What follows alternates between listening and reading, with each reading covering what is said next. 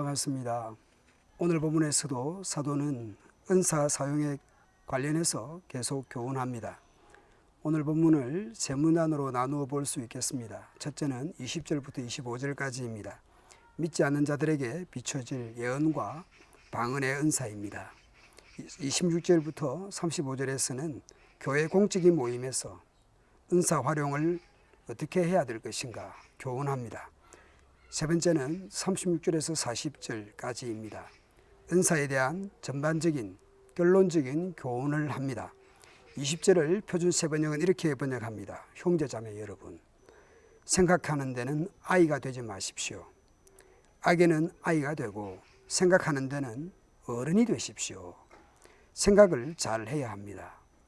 은사는 신령한 것이고 하나님이 주신 선물이고 교회이니까 마음껏 마구 사용해도 된다. 그런 생각을 해서는 안 됩니다. 어른처럼 깊이 생각해서 은사를 사용해야 합니다. 방언은 하나님의 표적으로 믿지 않는 자들을 향하지만 예언은 믿는 자들을 향합니다. 만약 초신자나 불신자가 교회 공적인 모임에 참여했는데 서로 알아들을 수 없는 방언으로 막 서로 말을 한다고 하면 미쳤다고 할 것입니다. 반대로 만약 잘 알아들을 수 있도록 계시를 전하면 죄에 대한 책망을 듣고 주님을 인정하게 될 것입니다. 방언이나 예언이 어느 것이 더 낫다라는 것이 아닙니다. 상황에 따라서 대상에 따라서 다른 것입니다. 방언이 수직적인 그런 측면이 있다고 하면 예언은 수평적인 것입니다. 방언은 불신자를 향한 것이라고 하면 예언은 신자들을 향한 것입니다. 예언은 죄를 깨닫게 하는 측면이 있습니다. 그런데 교회 안에서는 다양한 은사들이 있는데 방언과 예언도 이렇게 다른데 각기 다른 은사들을 어떻게 사용해야 되는가? 교회의 공적인 모임, 예배 등에서 다양한 은사들을 어떻게 사용할 것인가? 26절을 표준 세번역은 이렇게 번역합니다. 그러면 형제자매 여러분 어떻게 해야 하겠습니까? 여러분이 함께 모이는 자리에는 찬송하는 사람도 있고 가르치는 사람도 있고 하나님의 계시를 말하는 사람도 있고 방언하는 사람도 있고 통역하는 사람도 있습니다. 모든 일을 교회에 덕이 되게 하십시오. 공동체에 덕이 되는 것이어야 됩니다.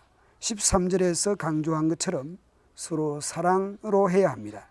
자기 자신의 덕을 세우고 자신을 세우는 것이 아니라 교회 공동체의 덕을 세우고 교회를 세우고 다른 사람을 유익하게 하는 것이 은사입니다.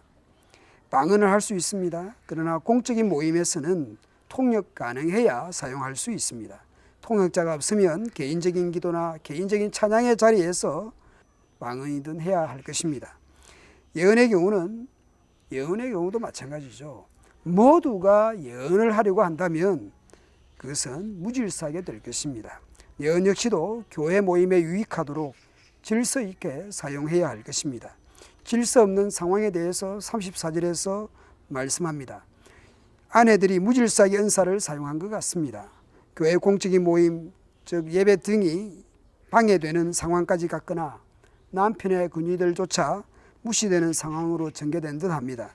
여성들의 은사 사용을 금지한 것이 아니라 무질서한 것을 지적하고 잠잠하라고 말씀합니다.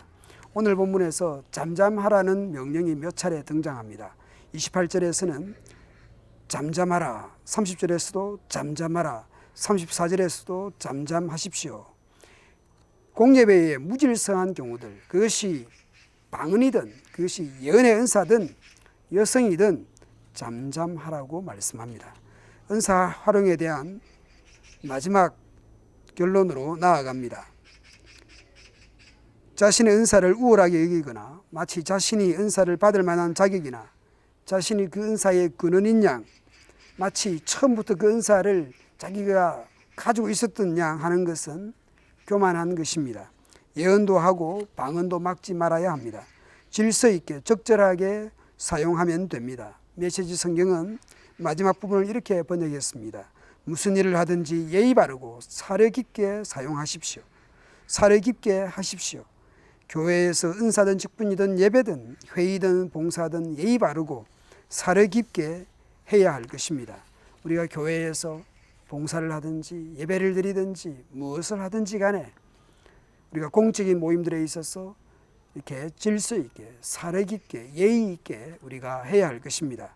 오늘도 겉으로 드러나는 태도에서는 예의 바르고 생각에서는 어른스럽게 속 깊은 마음으로 살아가기를 다짐하는 이 아침 되도록 합시다.